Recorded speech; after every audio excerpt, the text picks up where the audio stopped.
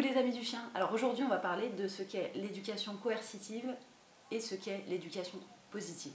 Ce sont les deux plus grosses méthodes qui existent et les deux plus connues. Alors si tu ne me connais pas, je m'appelle Déborah, je suis éleveuse de bergers australiens et éducatrice comportementaliste depuis des années. Je travaille uniquement en méthode positive, amicale et sympa avec les chiens. J'ai laissé de côté la méthode coercitive depuis bien longtemps. Ça fait maintenant 7-8 ans, oui, que je suis en plein dedans, donc en plein dans la méthode positive et que je n'y vois que des bienfaits. Alors, il y a un truc qui est très important et sur lequel je vais commencer la vidéo, c'est expliquer ce qu'est la punition positive, la punition négative, la récompense positive et la récompense négative. Qu'est-ce que la punition positive? Et il faut que tu comprennes la base. La base, c'est que plus, donc positive, c'est ajouter quelque chose, et négatif, donc le moins, c'est enlever quelque chose. La punition positive, c'est le fait d'ajouter quelque chose de désagréable pour que le chien arrête de faire quelque chose. Exemple, mon chien tire sur sa laisse, je mets un coup de sonnette, donc je tire rapidement comme ça d'un coup sec sur la laisse pour que le chien revienne à mes pieds. Donc je fais comprendre à mon chien que quand il tire, il y a une conséquence négative, une douleur physique. Un petit peu. Enfin, tu vois, tu vois. Qu'est-ce que la punition négative? La punition négative, c'est quand on enlève quelque chose d'agréable au chien. Donc, mon chien tire sur la laisse parce qu'il a envie d'aller sniffer ce caca qui est à 2 mètres. Qu'est-ce que je fais? Je m'arrête. Donc, je lui enlève le droit d'avancer parce qu'il tire. Qu'est-ce que la récompense positive? Donc, la récompense positive, c'est ajouter quelque chose d'agréable pour récompenser le chien. Donc mon chien est à mes pieds, je suis contente, je lui donne un petit bout de poulet pour lui dire que je suis content. Donc j'ajoute quelque chose de positif pour que mon chien comprenne que c'est ça que je veux. Et qu'est-ce que la récompense négative? La récompense négative, c'est enlever quelque chose de désagréable parce que le chien a fait ce que je veux. Mon chien tire en laisse, je ne suis pas content, donc je lui fais une punition positive, donc je mets un coup sec sur ma laisse, le chien revient à mes pieds, et il n'a plus cette sensation désagréable, donc c'est une récompense négative. J'ai enlevé ce qui lui faisait mal sur le moment. C'est une méthode d'éducation où la relation dominant-dominé est très présente. Donc c'est une méthode qui se fonde sur ce dont je t'ai parlé dans la vidéo précédente, qui étaient les mythes de la dominance. C'est de dire qu'il y a forcément un être qui domine, donc l'humain, et un dominé qui est le chien. Alors qu'est-ce que ça veut dire coercitif? Ça veut dire qui exerce une ou des contraintes, slash obligation, slash règle, sur un autre être, pour qu'il fasse ou non quelque chose. Alors le principe de cette éducation, c'est d'obliger le chien à exécuter un ordre, donc je suis le maître, tu es le subordonné, donc tu vas faire ce que je te dis, sous peine d'être puni ou de se faire rappeler à l'ordre. Donc on le menace, on le soumet et on le contraint. Voilà, c'est parfait. Le truc avec cette méthode, et c'est souvent ce qui fait que les gens l'utilisent beaucoup, c'est qu'effectivement, en comparaison avec la méthode positive, on a des résultats qui sont vraiment très rapides, voire immédiats. Si vous regardez les émissions de César Millan ou d'autres éducateurs français dont pour l'instant je ne citerai pas le nom, tu te rends compte qu'effectivement au bout d'une minute, le chien, à force de se faire rappeler à l'ordre quand il me tire sur la laisse, il se dit oulala, non, je vais marcher au pied parce que c'est quand même plus agréable pour moi. Donc effectivement, je comprends l'attrait des gens pour cette méthode, mais en fait, il faut bien te mettre en tête que si le chien obéit, c'est parce qu'il comprend qu'il n'a pas le choix, s'il ne veut pas souffrir en fait. Et je le vois en fait sur énormément de chiens. Les chiens regardent leur maître avec un air terrorisé. L'utilisation de certains objets ont des conséquences qui sont vraiment absolument désastreuses et monstrueuses. Souvent à cause des colliers qu'on utilise, il y a des lésions de la trachée ou des cervicales, sachant qu'en fait la trachée du chien, enfin le cou du chien, si tu veux, la région du cou du chien est exactement comme la nôtre et aussi sensible. Donc ça veut dire que si tu mets quelque chose sur toi, à ton cou, et que c'est pas agréable pour toi, crois-moi, ça va l'être encore moins pour ton chien.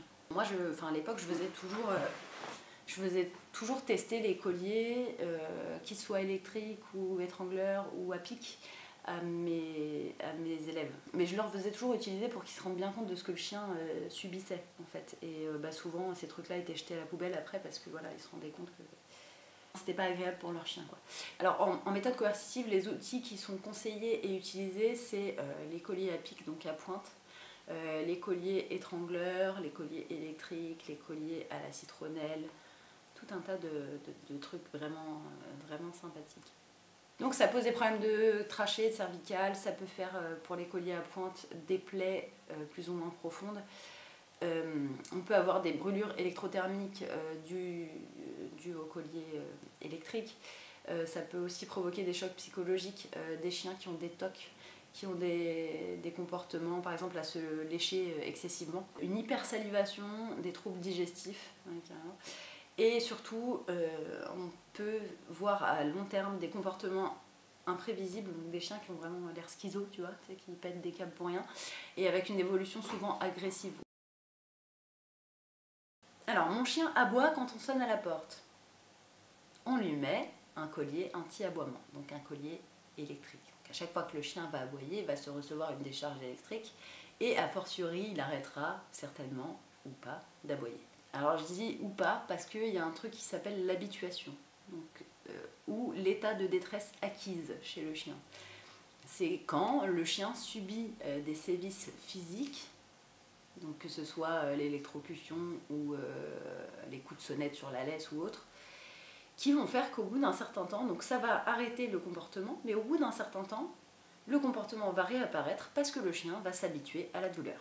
Et c'est souvent là que les gens qui ont eu affaire à des éducateurs en méthode traditionnelle finissent par venir voir des éducateurs positifs parce qu'ils se rendent bien compte que le problème revient, malgré tous les conseils qu'on a pu leur donner.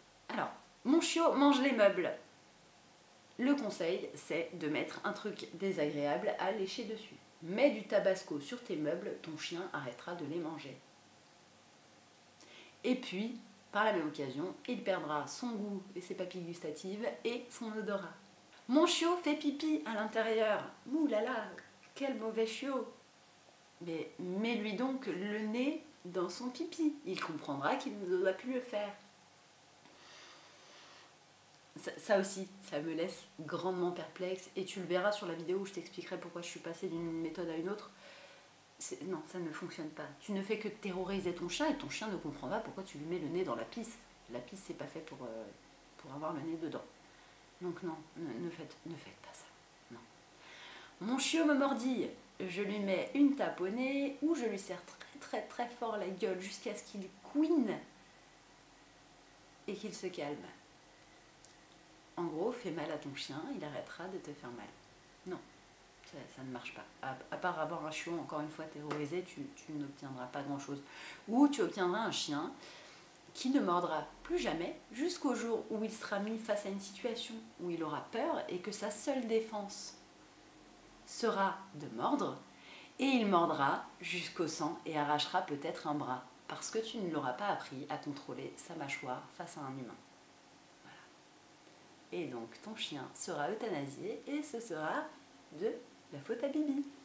Je rigole, mais en fait c'est pas... Enfin, tu vois, ouais, voilà. Mon chien me saute dessus ou saute sur les invités pour dire bonjour. Le conseil est de lui mettre un coup de genou jusqu'à ce qu'il arrête de sauter. Donc le chien vient pour sauter, je mets mon genou comme ça assez fort pour qu'il comprenne qu'il faut reculer. Jusqu'à ce qu'il arrête. Voilà, c'est la solution. Mon chien tire en balade, j'utilise un collier à pic ou un collier étrangleur et si ça ne suffit pas, je lui mets des coups de sonnette. Donc, après, on a dans l'éducation à proprement parler, donc en dehors des problèmes de comportement, on a l'apprentissage par exemple d'un assis ou d'un couché. Et en méthode coercitive, on a un truc qui est vraiment fantastique pour apprendre à un chien à se coucher, et je suis sûre que vous l'avez déjà fait, c'est de mettre une grosse pression sur les fesses du chien jusqu'à ce que ses fesses soient au sol et qu'il soit assis. Et pour le coucher, j'ai vu des vidéos qui m'ont beaucoup traumatisée, qui ont été filmées dans des clubs canins, où on apprend au chien à se coucher en le mettant donc en position assise où on lui appuie sur le cul, et une fois qu'on veut qu'il se couche, on tire, donc on l'étrangle avec la laisse jusqu'à ce qu'il lâche de la pression et qu'il finisse par se coucher. Il y a un truc aussi dont on ne parle pas, c'est le réflexe d'opposition. Tu tires dans un sens, le chien tire dans l'autre. C'est un réflexe on n'y peut rien, même nous les humains. Si quelqu'un vient, t'attrape le bras comme ça, ton réflexe, ça va être de tirer dans l'autre sens. Même si c'est ton ami ou autre, c'est un réflexe. Donc le temps que le chien comprenne que tu veux qu'il lâche de la tension, quand il n'a pas appris à le faire, c'est très très compliqué. Donc tu étrangles ton chien pendant à peu près 10 minutes pour qu'il daigne se coucher. Alors moi quand même ça me laisse perplexe ça aussi. Enfin bon, voilà. Donc ça c'était un petit peu grosso modo les grosses lignes en fait de la méthode coercitive. C'est une éducation où on va chercher la coopération, la confiance et le bien-être de l'animal pour l'amener à exécuter des choses ou à avoir certains comportements. Donc on va faire réfléchir le chien. Et c'est quand même vachement plus cool.